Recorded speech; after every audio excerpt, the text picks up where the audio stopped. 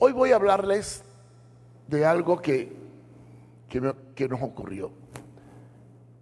Yo fui a Argentina y les voy a contar un poco de la historia para entrar en el tema. Los niños se pueden ir. En el 1996, Unilit publicó un libro mío que no está por acá, ni yo lo publiqué. Se llamaba Paternidad Espiritual. Este libro llegó a todo el mundo y en Argentina cayó muy bien. Y un grupo de personas en la zona llamada Neuquén, a 1800 kilómetros de Buenos Aires, usaron ese libro como un manual de discipulado porque fue originalmente la experiencia que vivimos aquí cuando empezamos.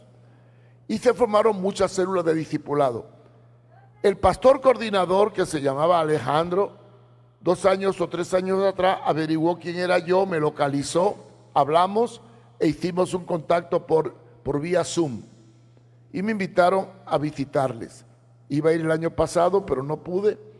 Fui ahora en noviembre y cuando llegué a Neuquén, me encontré la experiencia que viví en Honduras en el año 1974. Grupos de jóvenes en discipulado por las casas, habían como 4 células y se juntaron en 2 lugares y estaban llenísimos. Y estaban impactados por el concepto del libro, que era el concepto de la paternidad espiritual. Y yo me sentí, cuando llegué, me sentí impactado y empecé a buscar ese libro en los archivos que tenía. Y lo saqué y lo comencé a revisar y a reeditar y lo vamos a publicar, va a salir en diciembre. Y en Argentina también lo van a publicar, ya que recogieron una ofrenda que yo dije que no me la mandaran, sino que la dejaran para financiar el libro. El libro se llama Paternidad Espiritual. Y de eso quiero hablar, porque es retomar el origen de algo que tristemente se ha perdido. Se ha perdido. Y quiero comenzar leyendo la base de ese libro, que está en Juan capítulo 3, versículo del 3 al 4.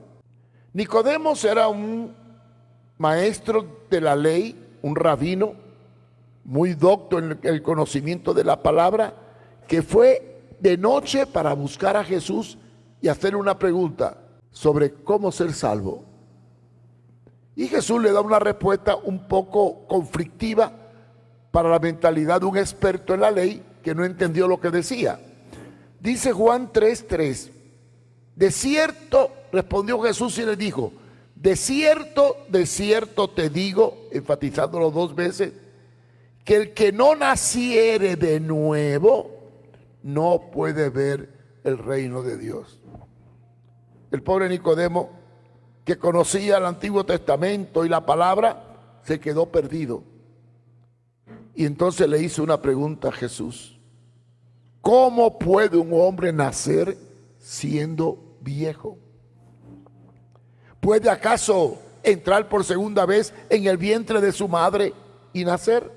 No entendió lo que Jesús le decía. La explicación después la da Jesús. Hay 2 nacimientos, el físico y el espiritual. Nicodemo encontró y analizó el físico, pero no entendía el nacimiento espiritual. De manera que hay 2 nacimientos, el biológico y el del espíritu. Jesús está hablando del nacimiento espiritual. De manera que nosotros experimentamos 2 nacimientos. Uno, el biológico, todos nacieron. Pero después tenemos el espiritual, que es por medio de la palabra. Entonces, cuando hablamos de nacimiento, hablamos de un factor que se llama vida. Porque todo lo que nace tiene vida. Dígame algo que nazca que no tenga vida. Todo nace vida. Cuando uno nace, experimentamos 3 etapas. Nacemos, crecemos y nos multiplicamos. ¿Conocen alguna especie, aunque sea animal o vegetal, que nazca y no se reproduzca? Y si algo nace y no se reproduzca no se reproduce, ¿qué pasa? Se extingue, desaparece. Entonces el fin de la vida es nacer, crecer y multiplicarnos, ya sea en lo biológico, ya sea en lo animal o ya sea en lo humano. Todo lo que nace, crece, y todo lo que crece se multiplica. El árbol cuando nace, crece y produce semillas que a la vez se reproducen. Reproducimos lo que somos. Entonces, basado en este principio, aparece un fundamento. ¿Qué es la iglesia? Una estructura, es estructural o funcional. ¿Qué es el crecimiento? ¿Intelectual o espiritual? ¿Qué es la iglesia?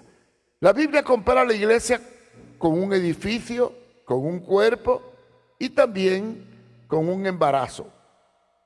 Cuando la Biblia habla de la iglesia, la menciona como un cuerpo.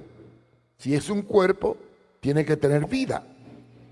En Efesios 4, del 4 al 5, menciona que somos un cuerpo, un espíritu, un Señor, una fe, un bautismo, los fundamentos.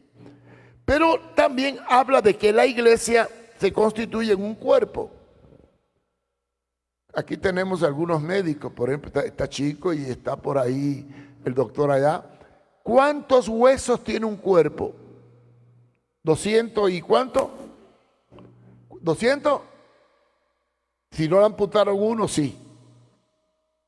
200 y pico de miembros o huesos, además de tendones, ligamentos, coyunturas, músculos, nervios y órganos. Pero el cuerpo está formado por tejidos y se unen unos con otros para formar todo una especie, el ser humano. Primera de Corintios capítulo 12, versículo 26, define muy bien qué es la vida de la iglesia. Y yo quiero que leamos este texto y lo meditemos. Lo meditemos. Primera de Corintios 12, 26. Dice, de manera que si un miembro padece, está hablando del cuerpo, y en este caso se está refiriendo a la iglesia, todos los miembros se duelen con él. Y si un miembro recibe honra, todos los miembros con él se gozan. Esto habla de la unidad en una relación muy personal y directa de unos con otros.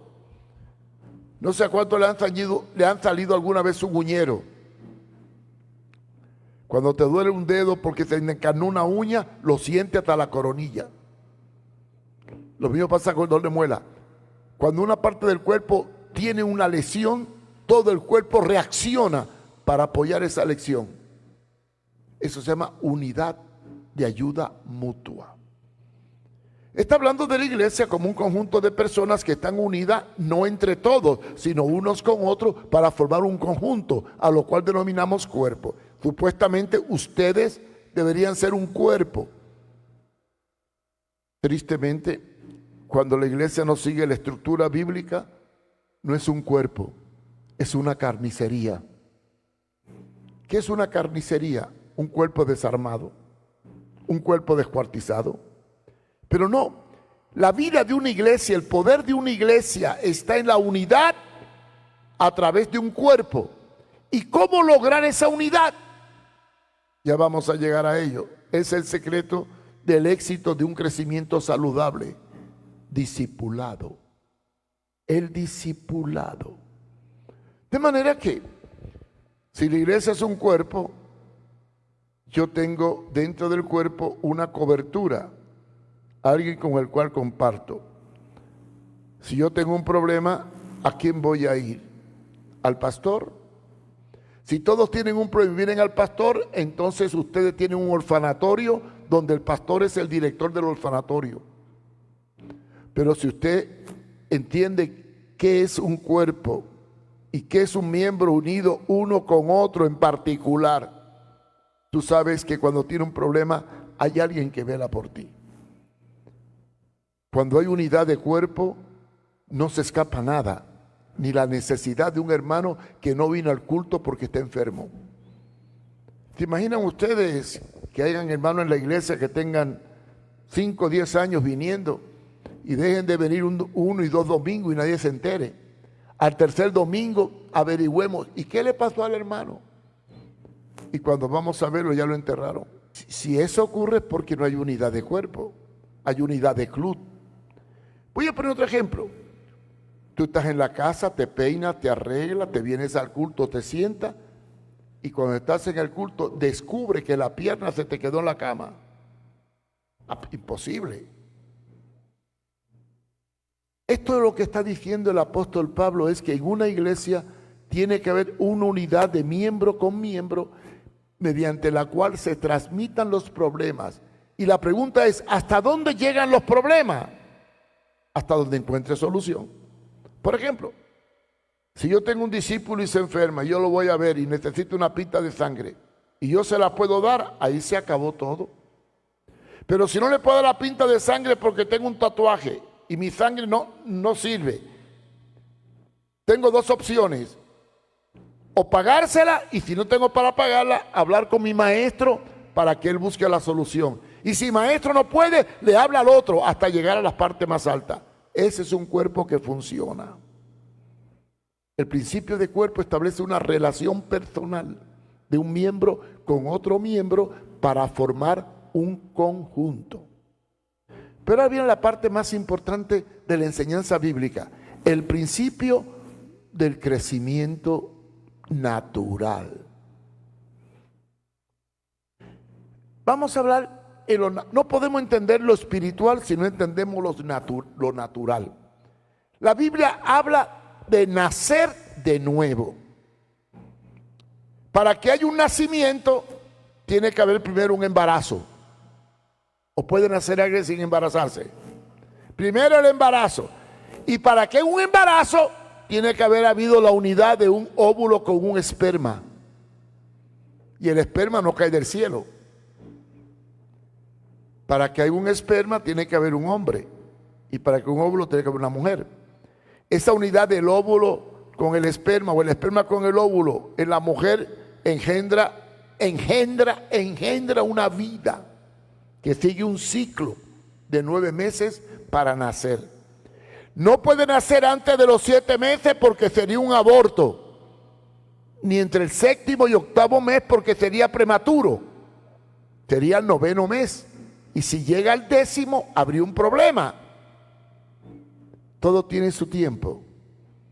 Cuando la Biblia habla de nacer de nuevo, está usando una analogía o una similitud entre algo biológico natural y algo espiritual. Entonces viene la enseñanza bíblica que muchas veces no entendemos. ¿Qué se le da a un niño cuando nace? Dígame. ¿Qué se le da? Leche. Cuidadito que le dé arroz. Leche. ¿Y qué leche es la que se le da al niño cuando nace? Ceteco. ¿Quién dijo eso? ¿A ti te criaron con ceteco? Leche de pecho. La leche más sana que hay es la leche de pecho. ¿Por qué? Porque cuando la madre le da leche de pecho, le está transmitiendo incluso inmunidad a algunas enfermedades. Claro, si la madre no le quiere dar pecho porque no quiere que se le ponga feo, etcétera, etcétera, por prejuicio, entonces le puede dar leche ceteco o leche de niño. Pero hay que dársela con cuidado, porque si la da muy fuerte, lo enferma, muy floja, lo desnutre. Eso es lo lógico, ¿verdad? Vamos a hablar lógicamente. Y si el niño nace y la madre le da la leche correcta, el niño va a ser sano.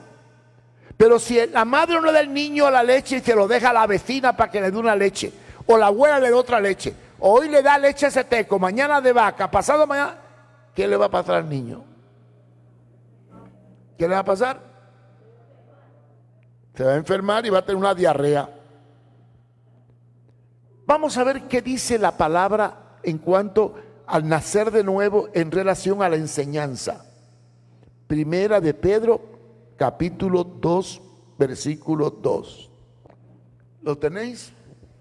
Desead como niños recién nacidos la leche espiritual no adulterada, para que por ella crezcáis en salvación. Desead como niños recién nacidos. Le está hablando a la iglesia. ¿Qué debe desear los recién nacidos? Una leche espiritual. No dice leche natural, leche espiritual. ¿Y cómo tiene que ser esa leche espiritual? No adulterada, para que por ella crezcáis para salvación. Entonces, hablando de leche, hay un alimento que se le da al nuevo convertido que se llama leche espiritual. Vamos a explicar esto detenidamente. Cuando uno nace de nuevo, y nace de nuevo espiritualmente hablando, necesita que se le enseñe, que se le alimente espiritualmente. ¿Con qué se le va a alimentar? Con una leche espiritual no adulterada, o sea, pura. ¿A qué le llama la enseñanza pura? A dar una enseñanza de acuerdo a la necesidad de la persona. No todos necesitan el mismo cuidado. Hablando humanamente, hablando de un niño físico, no hay problema. Pero cuando hablamos de un niño espiritual, ¿de dónde viene? Al nacer de nuevo, ¿de qué mundo viene? ¿Viene de las drogas? ¿Viene del alcohol? ¿Viene de un hogar desintegrado? ¿Viene de un hogar donde tenía un papá o una mamá que lo maltrataron? ¿Cuál es su trasfondo cuando nace de nuevo espiritualmente? Entonces, yo no puedo tener un manual de enseñanza o una leche espiritual igual para todos, porque todos no tienen los mismos problemas.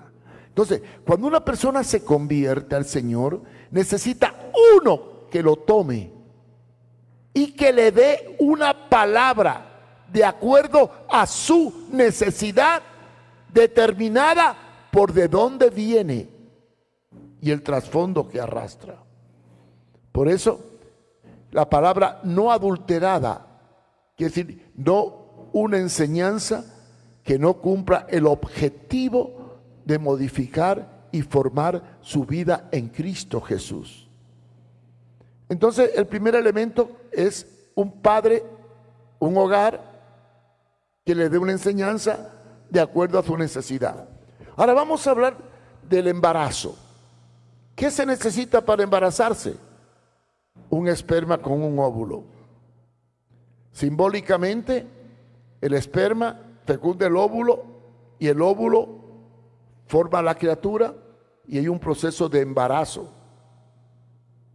Y después vienen los dolores de parto y nace la criatura. ¿Qué es el esperma? La palabra. ¿Qué dice la Biblia? Por el oír viene la fe. ¿Y el oír de qué? De la palabra de Dios.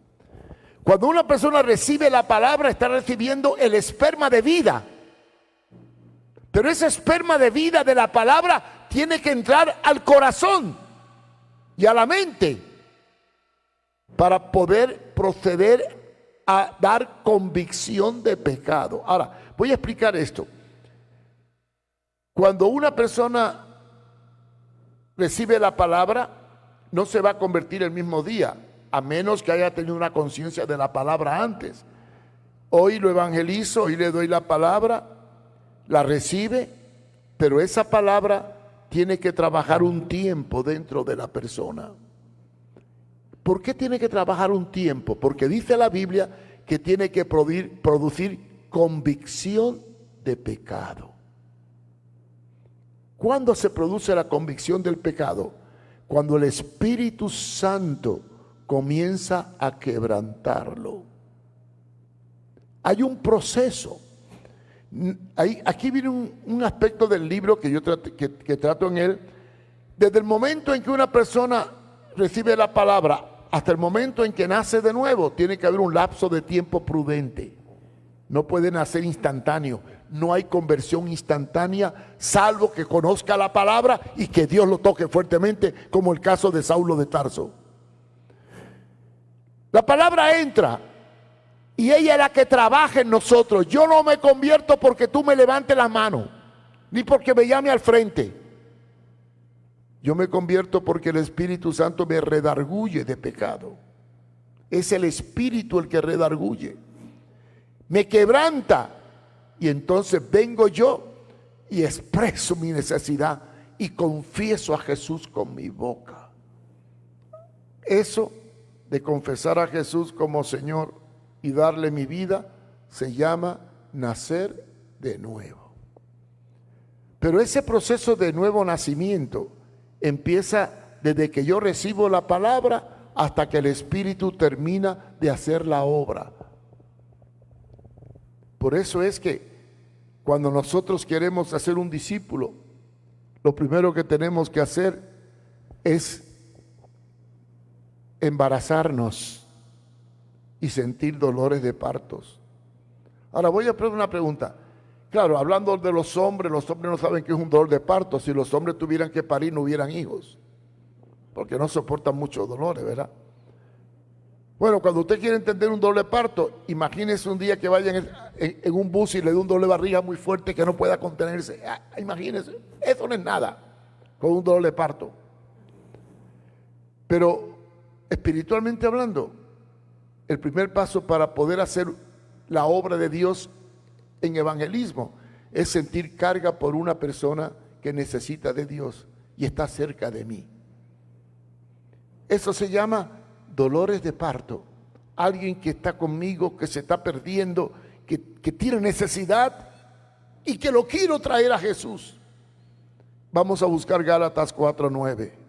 ¿Cómo me explican ustedes este versículo? Ahora que lo estoy explicando lo van a entender mejor. Gálatas 4:19.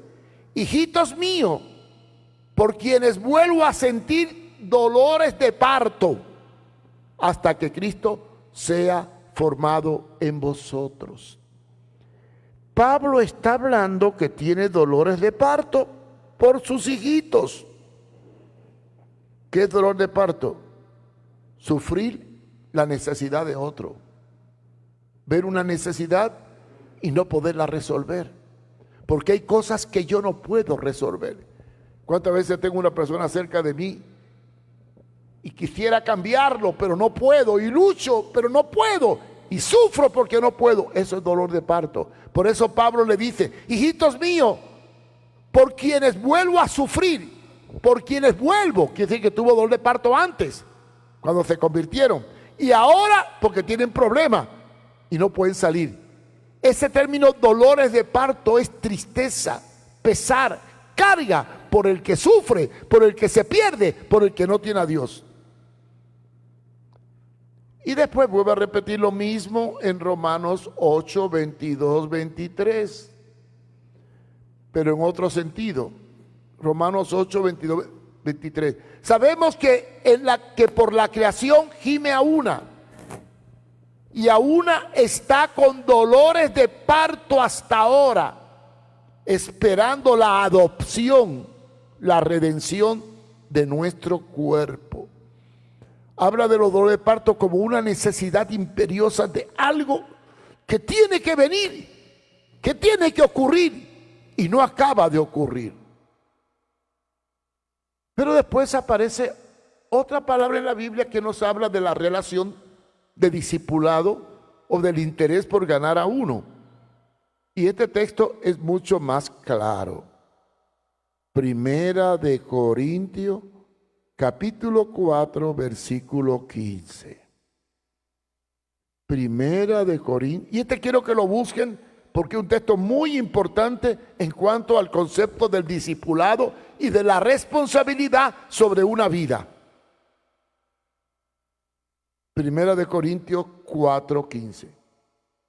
Dice: porque aunque tengáis 10,000 ayos, ahí se toparon todo. Porque no sabemos qué es ayo. Nodriza, cuidador, alguien que se encarga de ayudarte, un maestro, un guardián, alguien que suple la necesidad de una madre o de un padre. Aunque tengáis 10,000 nodrizas, 10,000 cuidadores, 10,000 pastores. Aunque tengáis 10,000 personas que te puedan ayudar, no tendréis muchos padres. Pues en Cristo Jesús yo os engendré. Engendré por medio del Evangelio. O sea, le dio vida, los concibió, los parió por medio del Evangelio. Noten la palabra engendré, concebir, traer al mundo, darle vida. ¿De qué está hablando Pablo? Está reclamando el derecho de corregirlos en base a que él los formó mediante una relación personal que envolvió dolores de parto. Podréis tener otros que te ayuden, otros que te prediquen, otros que llenen una necesidad en un momento determinado, pero yo te engendré, reclama Pablo. Yo tengo la paternidad, la responsabilidad sobre tu vida. Y después encontramos otro pasaje mucho más claro y más profundo para hablar de la paternidad, porque todo lo que nace, crece, y para nacer y crecer hay que tener quien te cuide y quien te críe. Nadie crece si no tiene a nadie que lo cuide. Otro texto, y este es el último, está en Filemón 1:10. Dice: te ruego por mi hijo Onésimo, a quien engendré, en otras palabras, a quien parí en mis prisiones. No está hablando literalmente, porque un hombre no se embaraza para parir hijo. Está hablando espiritualmente, tomando el concepto del nuevo nacimiento. ¿Cuánto ha leído la epístola a Filemón? Levanten la mano. Qué poquitos. Miren, la epístola de Filemón es una carta que Pablo le hizo a un discípulo suyo llamado Filemón, que tenía un esclavo llamado Onésimo. Y este esclavo llamado Onésimo se le escapó a Filemón robándole. Y fue capturado y metido en una bartolina, en una celda, junto con Pablo. Y Pablo, en la celda, le evangelizó. Le habló del Señor y lo parió. Y Onésimo se convirtió. Y ya convertido Onésimo, cuando le iban a dar la libertad, le dijo a Onésimo: mira, te voy a hacer una carta para tu amo, porque tu amo es mi discípulo. Yo también lo engendré a él. Y tú llévale la carta a mi discípulo para que te perdone todo lo que tú le hiciste. Y le hace una carta a su discípulo, a Filemón. Y entonces se va Onésimo y lleva la carta. Y cuando Filemón recibe la carta, se encuentra: ahí te lo mando, ya no como esclavo, sino como hermano. Y en una parte le dice: y si algo te lo debe, cóbramelo a mí, si aún tú te atreves, porque tú también me perteneces. Noten qué tremenda relación de paternidad, de entrega, de servicio. Miren, hermano, esto que estoy hablando, que está en la Biblia, hoy en día ustedes pueden comprobarlo. Les voy a contar una experiencia que tuve en Argentina. Y no la voy a detallar porque se está grabando y no quiero dar nombre. Pero un hermano de la iglesia, hijo de un líder, vino a hablar conmigo para plantearme un problema de índole matrimonial. Y yo le expliqué todo muy bien, Y él se fue con todo lo que yo le dije. Mientras yo le hablaba, lo anotaba, ¿no? La cita, todo lo anotó. Y se fue a su casa. A los 2 días me va donde yo me quedo, con 7 páginas de investigación sobre todo lo que yo le dije. Se fue a la inteligencia artificial, se fue al internet, se fue a la Biblia y comprobó todo lo que yo le dije. Y vino a decirme que estaba en lo correcto y que iba a aceptar el consejo. Yo le di algunas palabras difíciles, por ejemplo, fornicación tiene 2 sentidos, del latín y del griego, y le empecé a explicar cosas. Y él fue e investigó todo. y comprobó. Y vino contento a decirme que iba a aceptar el consejo porque todo lo que le había dicho, tal era como lo había recibido.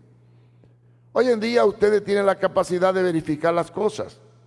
Por ejemplo, cuando digo engendrar, a lo mejor no lo entiende espiritualmente, pero hay forma de averiguar cosas fácil. Hay una aplicación que se llama GPT, que hay que tener cuidado cómo la usamos. Hay que tener cuidado, pero es muy buena. Es muy buena para verificar datos y detalles que tú no sabes. Tú vienes a GPT y le hablas, GPT, quiero que me expliques qué significa engendrar en prisiones. Y te va a explicar lo mismo que yo. Yo puedo hacer aquí una prueba y lo verían, pero no hay tiempo. El principio bíblico de crecimiento en una iglesia no es que un evangelista venga, predique, se convierta, se vaya. Y aquí voy a entrar en mi experiencia. Este libro que se llama Paternidad Espiritual, que es la experiencia de lo que viví y practiqué al principio de brigada, porque al principio de brigada era así. El corazón de la iglesia era los discipulados y los grupos de crecimiento, las casas. Para mí el discipulado era tan importante. Muchos de los discípulos de mi esposa ya murieron. Yo tenía discípulos. Todo empezó así. Era un fervor de discipulado tremendo. Yo recibí esa luz en el año 1970. Para mí, en toda mi vida ministerial, desde el 41 que nací hasta hoy, hubo un año que fue muy especial, 1970. ¿Qué ocurrió en el 1970? Uno, encontré a mi esposa en Chile. Dos, fui a Argentina. Me quedé con un pastor llamado Juan Carlos Ortiz, que ya partió con el Señor. Me quedé en su casa. Y ese fue un antes y un después de mi ministerio.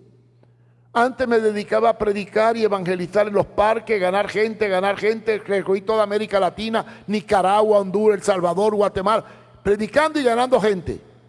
Y cuando llegué a la casa de Juan Carlos Ortiz le dije, bueno, ¿y qué tú haces, Mario? Contame. No, predico y te gana gente. ¿Y qué hace cuando se convierte? No, los dejo. Y me dijo esto, qué tremendo. Estás pariendo y dejando hijos por todas partes y no los cría. Yo me quedé. No, pero es que otro los cría. Sí, pero ¿quién los parió? ¿Tú o el otro? El que para es responsable de criar al que cría. Y empezó por ahí a darme duro. Bueno, me dio tan duro que cuando salí de ahí ya no pensaba igual. Le di vuelta al rollo y empecé a trabajar con los principios que él me enseñó, que no eran principios de él, eran los principios de la Biblia. Tenemos que engendrar, parir, criar, cuidar, dar leche y velar los unos por los otros. La Biblia no dice velar los unos por todos, no lo dice. Y si lo dice, enséñamelo. Dice, velad, ayudaos los unos a los otros. Ayuda individual. La palabra particular se habla mucho en la Biblia. Todo lo que Dios da es particular. O sea, para trabajar de forma individual. Y entonces aprendí que el secreto del éxito en el crecimiento de una iglesia no está en el montón, sino en la ubicación, en la relación. En el año 1996, y aquí hay algunos que se acuerdan, Chico, David Barahona, ¿se acuerdan? El 96, el año, le decretamos evangelismo intensivo. Yo me acuerdo que Renan dejó la universidad y bueno, hubo un revolú tremendo aquí por ganar discípulos. 1976, correcto. 1976, correcto. Ahí empezó todo el movimiento. En el 74 fue el huracán Fifi, en el 75 se formaron las brigadas fuertes porque el MIS nos ayudó y después vino el 76 que declaramos evangelismo intensivo.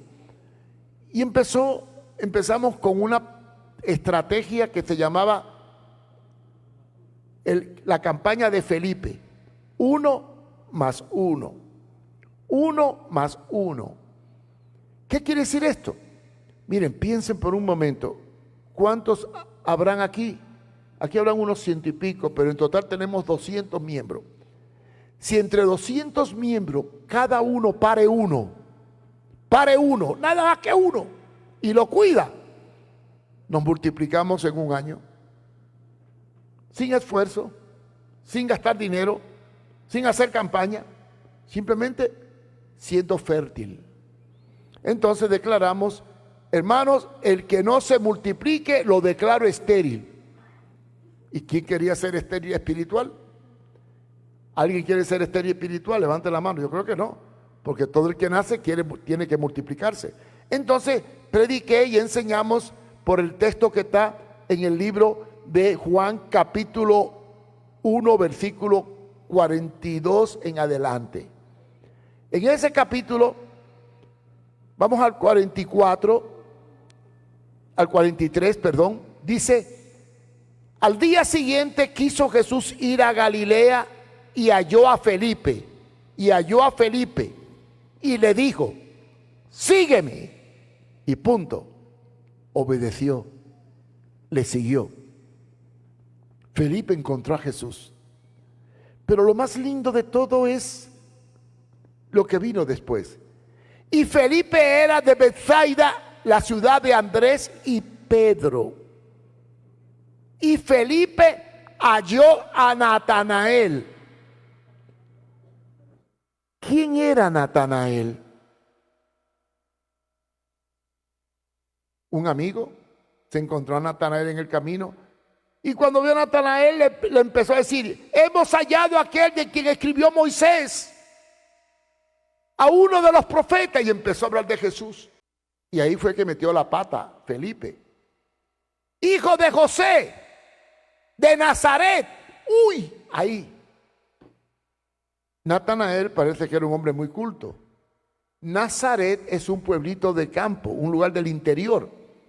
Está cerca del lago de Galilea, o sea, por allá, botadito, lejito. Y claro, era una ciudad de carpinteros y de albañiles. No salían rabinos ni gente sabia. Y entonces viene Natanael y le dice: ¿y puede salir algo bueno de Nazaret? Se la puso en China al pobre Felipe. Pero Felipe, mirando, le dijo: no trató de convencerlo, no luchó con él, solamente le dijo dos palabritas: ven y ve. Ven y ve. Y lo llevó a Jesús. Ya el resto de la historia lo saben ustedes. Cuando venía caminando y Jesús lo ve, alabó a Natanael. Y cuando lo alabó, Natanael quedó asustado. ¿De dónde me conoce este hombre? Si nunca lo he visto. Entonces Jesús le dice algo que le impacta: cuando estaba debajo de la higuera te vi. ¿Qué estaría haciendo debajo de la higuera? Estaba seguro que nadie lo había visto, porque a partir de ahí creyó. En conclusión, todo nuevo nacimiento tiene que seguir un proceso. Este proceso envuelve factor de relación con un maestro que lo tiene que tomar para darle una leche o una palabra de acuerdo a su necesidad, dependiendo del marco del cual viene. No es lo mismo formar a uno que viene de un hogar estable, que formar a uno que viene de las drogas, que formar a uno que viene de la calle, que formar a uno que fue maltratado, que formar a uno que es alcohólico. No es lo mismo. Todo el que viene a Cristo trae una huella, una carga, no solamente de pecado. Todos traemos pecado, pero junto con el pecado vienen traumas, heridas. Y ahí es donde viene el papel de la madre y del padre espiritual, que lo va a tomar como un ser que necesita ser tratado con una leche de acuerdo a su necesidad, no adulterada, porque la enseñanza que le doy a uno no necesariamente tiene que ser igual que la que le doy a otro, porque cada uno viene con problemas diferentes, con necesidades diferentes, con inquietudes diferentes. Han venido algunos a mí que son ateos, y otros creen en otras cosas, y otros creen en Dios. Pero no puedo tratar a un ateo igual que trato a un creyente que se ha pervertido. No. Es ahí donde tenemos ya la sabiduría y el conocimiento para dar una leche espiritual no adulterada de acuerdo a la necesidad de cada convertido. Y por eso, hermano, la clave para que una iglesia sea sana es el discipulado, el trabajo individual de tú a tú. Este fue el origen de Brigada. Creo que, y no peco por decirlo, pero en Honduras fue la primera iglesia que implantó el discipulado como norma de crecimiento. Ya después aparecieron otros, incluso han aparecido cursillos de discipulado. El discipulado no es un cursillo, no es un manual, no es una técnica, no es una dinámica. El discipulado es una relación, es una entrega, es un embarazo, es un sufrir, es un parir, es un darte para que otros reciban la vida que da Cristo. Yo sé que ha pasado muchas cosas y ahorita somos una iglesia que ha perdido la visión del discipulado. Tenemos mucha actividad que han quitado del centro el discipulado como columna vertebral. Por eso hay tantos cristianos inestables, inseguros, frustrados y hasta fracasados. Porque han recibido vida, pero no han sabido transmitir la vida. Y lo que no se transmite se estanca, y lo que se estanca se pudre. Dios nos ha llamado a dar vida, a tener y a dar, por gracia, lo que de gracia recibimos. Tristemente, en la teología evangélica moderna, aplicamos este texto al dinero. Dad por gracia para pedir. Es que no solamente hay que dar dinero, tienes que dar tu tiempo, tu vida, tu interés, tu pasión. Este viaje a Argentina me ha ayudado a reconocer algo que nosotros hemos perdido.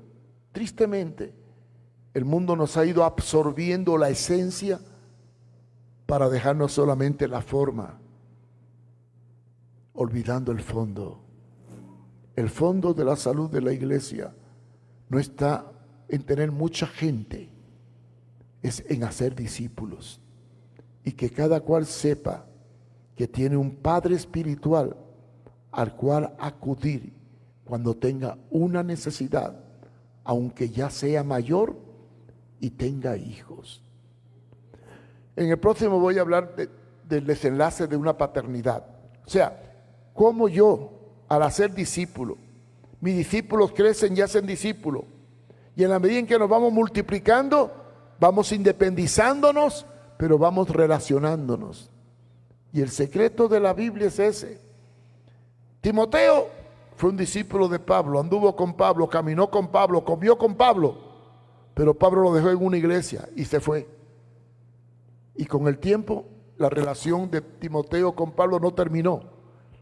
Terminó la relación física, pero no la unidad espiritual.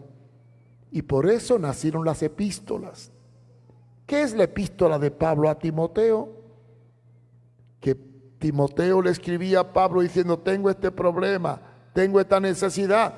Y Pablo le escribía diciéndole, lo que viste y oísteis y recibiste de mí, esto haced. Y le daba directrices para que siguiera ejerciendo el fin de multiplicarse. Porque la meta de un cristiano es hacer discípulo. ¿Y cómo lo puedo demostrar? Con el mandato de Cristo. Id y hacer creyentes. ¿Dice así? Dice la Biblia, id a ser creyente. Id y hacer discípulos para que hagan lo que le dé la gana. ¿Dice eso la Biblia?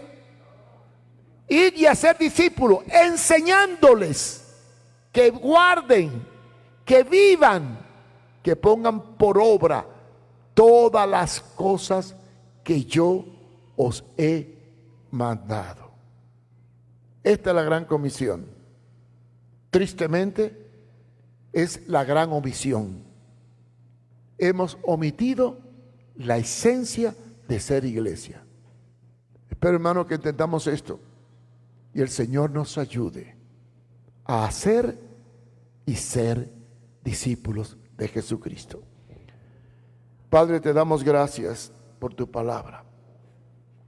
Queremos retomar, oh Dios, el concepto de engendrar, de parir, el concepto de dar leche, el concepto de multiplicarnos, tomando la carga de aquellos que se pierden y que estando cerca de mí necesitan de mí.